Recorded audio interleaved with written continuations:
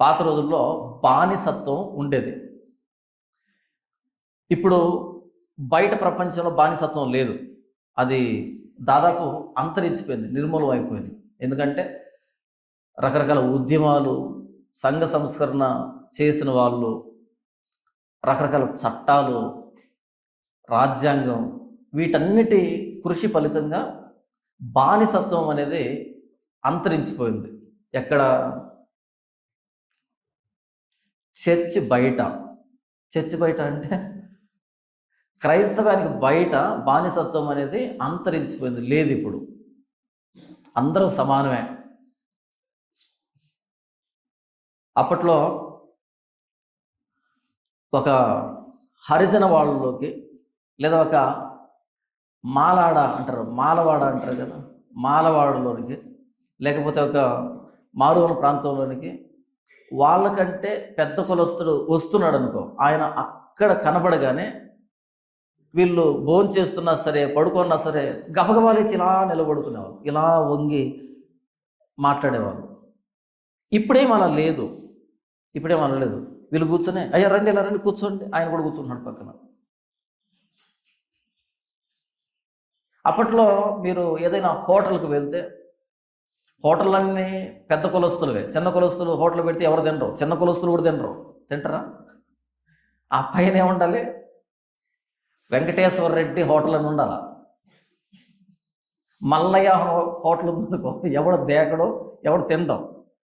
Subbamma hotel ఉండకూడదు, Subbareddy hotel అంటే రెడ్డిది, అందరూ తినచ్చు అన్నమాట. అలా హోటల్లోకి వెళ్తే ఒక గచ్చు వేసి ఉండేవాళ్ళు. ఆ గచ్చు మీద ఎవరు కూర్చుంటారు? 2, 3 తప్ప అందరు కూర్చుంటారు ఆ గచ్చు మీద. ఈ 2, 3 ఎక్కడ కూర్చుంటారు? దాని కింద కూర్చుంటారు. వాళ్ళకి ప్లేట్లో పెడితే వీళ్ళకి దేంట్లో పెడతారు? డెక్కన్ క్రానికల్స్ న్యూస్ పేపర్ వస్తుంది, తెలుసా మీకు? ఈనాడు, వార్త, సాక్షి ఉంటాయి కదా, అవి చింపి అది ఒకటి చేతిలో వేసి దాని మీద వేస్తే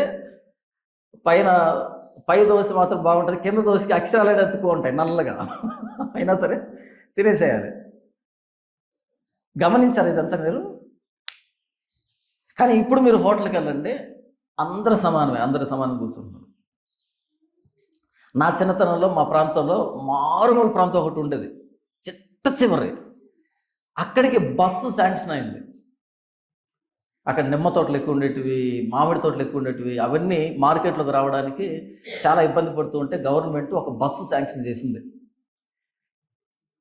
అసలు కల్లో కూడా ఎవరు ఊహించలే అలాంటి ఒక ప్రాంతానికి బస్సు వస్తుంది అని, ఎవరు ఊహించలే. అయితే ఆ బస్సు వేసిన వారానికి బస్సుని క్యాన్సిల్ చేస్తున్నారు ఆ ఊరోళ్ళంతా కలిపి. ఎందుకు రాని ఆరాధిస్తే, ఈ బస్సు ఇలా వెళ్ళి ఎక్కడ మల్లుకుంటుంది? ఇలా చివరి ఊరు ఏది ఉందో ఆ ఊరిలో మల్లుకొని అక్కడి నుంచి బయలుదేరి ఇలా పైకి వస్తుంది, అంతేనా? బస్సు వచ్చేది టౌన్ నుంచి బయలుదేరి వెళ్తుంది, డిపో నుంచి. ఎక్కడైతే చివరి ఊరు ఉంటుందో అక్కడ మల్లుకొని మొదట అక్కడ పెడుతుంది, అక్కడి నుంచి ఎక్కించుకుంటే మరలా టౌన్కి వస్తుంది. అయితే ఆ చివరి ఊరు ఎవరిదే? 2, 3 వీళ్ళకి ఇబ్బంది అయిపోయింది. అంటే మొదట 2, 3 ఎక్కితే తర్వాత మేము ఎక్కాలన్నా? మేము నడుచుకొనైనా వస్తాం కానీ వాళ్ళు ఎక్కిన దాంట్లో మేము ఎక్కం. అయినా వాడెక్కి నా పక్కన కూర్చుంటాడా? కుదరదు. మరి బస్సుల కింద కూర్చున్నానికి ఉంటుంది కదా. మొత్తం బస్సు క్యాన్సిల్ చేసుకున్నాం. ఇది నా చిన్నతనంలో జరిగింది. ఇప్పుడు బస్సు ఎక్కితే అందరూ సమానం కూర్చుంటున్నాం, ఫ్లైట్ ఎక్కితే సమానం కూర్చుంటున్నాం, ట్రైన్ ఎక్కితే సమానం కూర్చుంటున్నాం, హోటల్లో సమానత్వం ఉంది, స్కూల్లో సమానత్వం ఉంది, కాలేజీలో, ప్రతి చోట అందరూ ఈక్వల్ అయిపోయాం. నేనేం చెప్తాను ఇంతకీ? బానిసత్వం చర్చి బయట నిర్మూలమైంది. రకరకాల చట్టాలు, సంస్కరణలు, ఉద్యమాలు నిర్మూలమైంది. ఇప్పుడు చెప్పండి, బానిసత్వం ఎక్కడుంది? నా ప్రశ్నలోనే సమాధానం ఉంది. బానిసత్వం చర్చి బయట నిర్మూలం అయిపోయింది. దేవుని స్తోత్రం. ఎక్కడుంది బానిసత్వం ఇప్పుడు? చర్చి లోపల, క్రైస్తవ్యంలో. మీరు ఇక్కడ నన్ను ఓ పాస్టర్ అన్నో అని పిలుస్తున్నారు, లేకపోతే అన్నో తమ్ముడు పిలుస్తున్నారు. మీరు బయటికి వెళ్ళారనుకో, ఓ పాస్టర్ అన్న అంటే వాళ్ళకి చిర్రెత్తుకు వస్తుంది. ఏంటి పాస్టర్ అంటావా చీప్గా? ఏమని పిలవాలి వాళ్ళని? ఏమని పిలవాలి? మీకు తెలుసా తెలీదా? అయ్యగారు. ఎవరికి అయ్యా ఈయన? ఎవరికయ్యా అంటున్నా, ఎవరికయ్యా, దేనికయ్యా? ఈయన అయ్యగారు, ఈమె అమ్మగారు. ఇద్దరికి చదువు రాదు. మరలా ఐఏఎస్ ఆఫీసర్ వచ్చిన వీళ్ళు అయ్యగారులే అమ్మగారులే. అప్పట్లో మనం అర్జీ రాసేటప్పుడు ఎంఆర్ ఆఫీస్కో లేకపోతే ఎవరికైనా అయ్యగారు అని రాసేవాళ్ళం, అయ్యా అని రాసేవాళ్ళం. వాళ్ళ అయ్యలు కాదు, ఇప్పుడు వీళ్ళు అయ్యలు. ఇప్పుడు ఏమైంది తెలుసా? ఇంకా ఒక మెట్టు పైకెక్కి తొండ ముదిరి ఓసర వెళ్ళైనట్టుగా ఇప్పుడేమని పిలవాలంట? Daddy, mummy. ఈ కొత్త పిల్లలు బాగా తెలుసు, మమ్మీ డాడీలు తెలుసా? ఈ మమ్మీ డాడీలు పిచ్చి ఎక్కువ కదా. ఎవరంటే వీళ్ళు? Mummy daddy. ఆ అయ్యగారి దగ్గరికి వెళ్ళాలంటే కష్టం, అమ్మగారి దగ్గరికి వెళ్ళాలంటే కష్టం. వాళ్ళ చుట్టూ అది ఉంటుంది, లేజర్తో మన కంటికి కనిపించకుండా ఒక చుట్టూ రేడియస్ ఉంటుంది. దాంట్లోకి దరిదాపుల్లో పోతే మాడి మశానం అయిపోతాం. అవునా? పోకూడదు. అయ్యగారితో మాట్లాడేటప్పుడు ఎలా మాట్లాడాలి? ఇలా తలదించుకొని అయ్యగారు అయ్యగారు అని మాట్లాడాలి. అవునా కదా? అయ్యగారు మన ఇంటికి వస్తే సకల మర్యాదలు చేయాలి. మనం అయ్యగారిని వెళ్ళి మాట్లాడవచ్చా? మాట్లాడదు. ఏదైనా ప్రశ్న ఉంటే అడగవచ్చా? అయ్యగారిని ప్రశ్నించేది గొప్పడు అయిపోయారా అని పక్కన వాళ్ళు అడిగేటువంటి పరిస్థితి. ఒకప్పుడు ఎలాగైతే బానిసత్వం ఉందో బయట, అది అంతరించిపోయింది. ఇప్పుడు చర్చిలో బ్రతికుంది. అది ఇది చచ్చిపోదు. చర్చిలో ఉన్న బానిసత్వం చచ్చిపోదు. ఒకప్పుడు ప్రతి రైతు దగ్గర పాలేరులు ఉండేవాళ్ళు, పెద్ద పాలేరులు. తెలుసా మీకు పెద్ద పాలేరులు అంటే? పొరపాటున అయ్యగారిని ఇంకొకరు ఎవరైనా ఒక మాట అంటే ఈ పెద్ద పాలేరులు అంతా కలిపి పారత కూడా చంపేవాళ్ళు. మా అయ్యగారిని అంటారా అని పెద్ద పాలేరులు అంటారు. ఇప్పుడు చర్చిలో ఉన్నారు వాళ్ళంతా. వాళ్ళ పేర్లు ఏంటంటే పెద్ద పాలేరులు అనే బదులు వాలంటీర్ అంటారు వాళ్ళని. ఏమంటారు? వాలంటీర్ అంటే పెద్ద పాలేరు అని తెలుగులో. ఇది క్రైస్తవ పరిభాషలో చెప్తున్నా నేను. పొరపాటున ఆ వాలంటీర్ల అయ్యగారిని ఒక్క మాటని చూడండి, తలకిందులుగా సిలువేయకపోతే నాకు ఫోన్ చేసి అడగండి, వేసేస్తారు అంతే. ఇకపోతే అప్పట్లో ఈ పెద్ద పాలేరులందరికీ ఒక యజమానుడు ఉన్నట్టుగా ఇప్పుడు ఓ పెద్ద పాస్టర్ ఉంటాడు, ఆయన కింద బ్రాంచ్లు ఉంటాయి, బ్రాంచెస్ ఉంటాయి. మరి బ్రాంచ్లు కావాలంటే నాకు నిజంగానే ఇప్పటి వరకు తెలియదు. ఎందుకు బ్రాంచ్లు పెడతాను నాకు తెలియదు. ఇక నీ దేవుడు నీకు లోకల్గా చర్చ ఇచ్చాడు, దీన్ని చూసుకోవచ్చు. మళ్ళీ అక్కడొక బ్రాంచ్, అక్కడొక బ్రాంచ్, అక్కడొక బ్రాంచ్ పెడతారు. ఎందుకు పెడతారో నాకు తెలియదు నిజంగానే. ఇప్పుడు కంపెనీ దాని అవుట్లెట్స్ పెట్టిందంటే అర్థం ఉంది. చర్చికి ఎందుకు? ప్రతి చోట క్రైస్తవులు ఉన్నారు, ప్రతి చోట చర్చెస్ ఉన్నాయి. మళ్ళీ ఈ చర్చ్ తీసుకుని వెళ్ళి అక్కడ ఎందుకు పెట్టాలి? ఇది చర్చ్ కాదు, బిజినెస్ కాబట్టి బ్రాంచెస్ ఉంటాయి. ఆ బ్రాంచ్లు నడిపించే వాళ్ళు ఎవర్రా అంటే వాళ్ళు పెద్ద పాలేరులే. వాళ్ళు కూడా పెద్ద పాలేరులే. పెద్ద పాలేరులకు పనిచేస్తూ ఉంటారు, జీతానికి పనిచేస్తూ ఉంటారు. వాళ్ళు తుమ్మాలన్నా, దగ్గాలన్నా, దొరదొచ్చి గోక్కోవాలన్నా ఈ పైన ఉన్నటువంటి ఆయనకు ఫోన్ చేసి అయ్యగారు నాకు దొరద పెట్టుకుని గోక్కోమంటారా అంటారు. ఆ గోకోరా పర్లేదంటే అప్పుడు గోక్కుంటారు. అంత బానిసత్వం అనేది క్రైస్తవులో ఉంది. నేను చెప్తున్నది అబద్ధం కాదు, నిజం. ఎందుకు మాట్లాడుతున్నావు దీన్నంటే, నేను నిన్ను విమోచించి ఉన్నాను అనే విమోచన అనే పదం బానిసత్వానికి సంబంధించిన పదం. బానిసకి హక్కులు ఉండవు, బానిసకి అధికారాలు ఉండవు. ఒకవేళ యజమానికి కోపం వచ్చి బానిసను కొట్టాడు అనుకో, వాడు చచ్చిపోయాడు అనుకో, పక్కింటోళ్ళు ఎదిరింటోళ్ళు అదేంటంటే అలా కొట్టి చంపేశారు అని అనరు. చచ్చాడా అంటారు. ఏది మన ఇంట్లో కుక్క చచ్చిపోతే మనం ఎలా ఫీల్ అవుతాం? వెనకాల రెండు కట్టేసుకొని అలా అలా కొంటూ వెళ్తూ ఉంటాం. ఎవడైనా చూసాడు ఏమంటాడు? అయ్యో చచ్చిపోయింది పాపం, ఎంత మంచి కుక్క అంటాడా? అనడం. అరే ఆ దూరంగా పడి అని అంటాం. ఎందుకని? దానికి అంతకుమించి ఇంపార్టెన్స్ ఏమన్నది కుక్కకే. ఒకవేళ కుక్కరైనా కొంచెం పట్టించుకుంటామేమో కానీ బానిసకి హక్కులు లేవు. ఆ రోజు బానిసకి గౌరవం లేదు.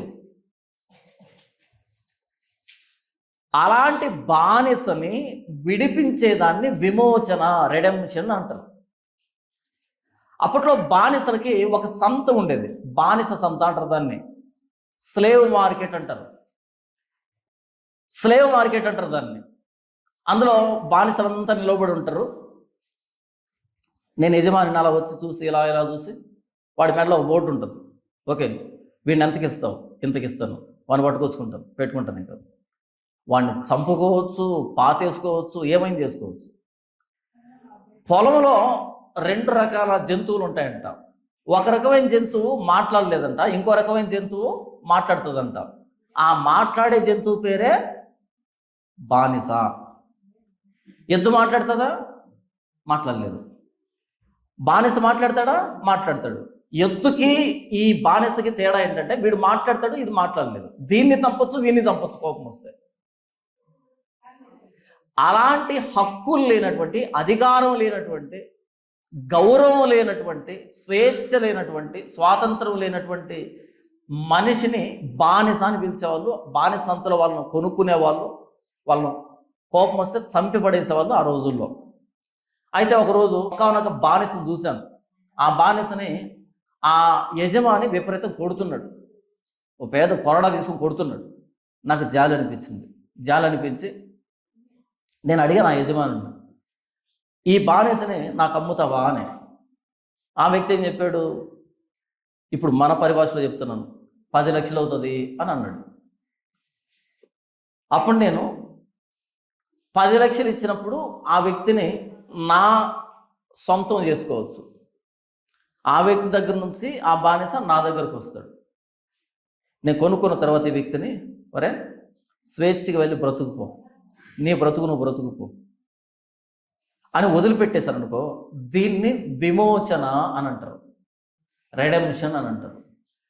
ఇప్పుడు చెప్పండి, వాడి మీద ఏ హక్కులు లేనటువంటి, జంతువుతో సమానంగా పరిగణించబడుతున్నటువంటి వాని మీద 10 లక్షలు డబ్బు పెట్టి వాడిని నా దగ్గర సేవ చేయించుకోకుండా ఒరే స్వేచ్ఛగా బ్రతుకు అని వదిలిపెట్టడానికి నాకేంటి ఉపయోగం? అలా వదిలిపెట్టినప్పుడు ఆ వ్యక్తి లోపల ఒక భావన వస్తుంది, ఆ బానిస లోపల ఒక భావన వస్తుంది. ఎందుకంటే ఆ పాత యజమాని కొడుతున్నప్పుడు ఆ బాధ ఎలా ఉందో, వాడు ఎంత కఠినాత్ముడో తెలుసు ఈ వ్యక్తికి. అలా కొనుక్కొని నేను ఈ వ్యక్తిని స్వేచ్ఛగా వెళ్ళమన్నప్పుడు ఆ వ్యక్తి లోపల ఒక ఆనందం వస్తుంది, చూసావా? దాన్ని ఆరాధనా భావం అంటాం. ఆరాధనా భావం, ప్రేమ పొంగిపోతుంది. నన్ను ఇంతగా ప్రేమించడానికి నాలో ఏముంది అసలు? పోనీ నేనన్నా గొప్పవాడినా కాదు, అసలు హక్కులే లేవు, స్వేచ్ఛ స్వాతంత్రం లేదు, బానిసని.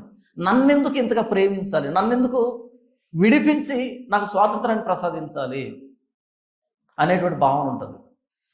అప్పుడప్పుడు వేటగాళ్ళు ఏం చేస్తారంటే, అడవికి వెళ్ళి చిలకల్ని, పావురాలని, పిట్టలను తీసుకొచ్చి పంజరాల్లో బంధించి మార్కెట్లో అమ్ముతుంటారు.